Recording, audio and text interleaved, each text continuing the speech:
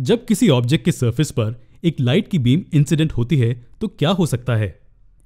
जब किसी ऑब्जेक्ट के सरफेस पर एक लाइट की बीम इंसिडेंट होती है तो लाइट का एक हिस्सा ऑब्जेक्ट द्वारा रिफ्लेक्ट किया जा सकता है। लाइट का एक हिस्सा ट्रांसमिट किया जा सकता है, जिसका मतलब है कि वो ऑब्जेक्ट में से पास होकर दूसरी तरफ से निकल सकता है, और लाइट का एक हिस्सा ऑब्जेक्ट द्वारा एब्जॉर्ब किया जा सकता है। रिफ्लेक्टेड, एब्जॉर्ब्ड या ट्रांसमिटेड लाइट की मात्रा उस पर निर्भर करती है कि ऑब्जेक्ट किस मटेरियल से बना है। अगर ऑब्जेक्ट ओपेक है तो वो एब्जॉर्ब करेगा या ज्यादातर लाइट रिफ्लेक्ट करेगा। अगर वो ट्रांसपेरेंट है तो ज्यादा लाइट ट्रांसमिट होगी। क्या आप इन दोनों के एग्जाम्पल्स सोच सकते हैं? मिरर का सरफेस शाइनी और ओपेक होता है और ज्यादातर लाइट रेज इससे रिफ्लेक्ट होती हैं। दूसरी तरफ ग्लास एक ट्रांसपेरेंट ऑब्जेक्ट का एग्जाम्पल है। ये ज्यादातर लाइट को ट्रांसमिट करता है। तो रिफ्रैक्शन ऑफ लाइट क्या है?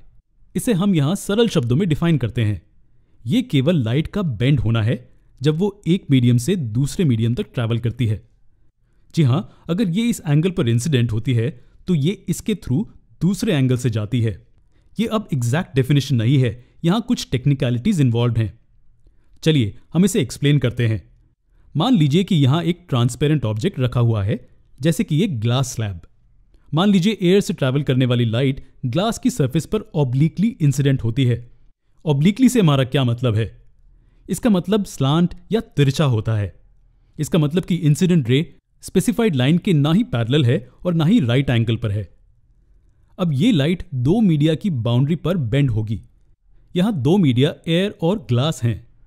लाइट का इन दो मीडिया पर बेंड होने को हम रिफ्रैक्शन ऑफ लाइट कहते हैं।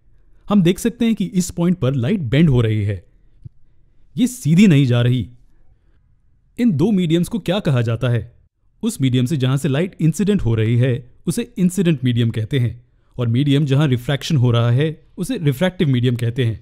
उसी तरह यहां भी लाइट एक मीडियम से दूसरी मीडियम तक ट्रैवल कर रही है, ग्लास से एयर तक, और यहां भी ये एक एंगल पर इंसिडेंट है।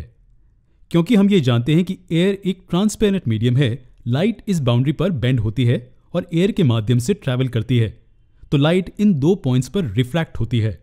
चलिए इस सरफेस पर इस पॉइंट ऑफ इंसिडेंस से एक परपेंडिकुलर लाइन बनाते हैं। इस लाइन को नॉर्मल भी कहा जाता है। इस एंगल को क्या कहते हैं?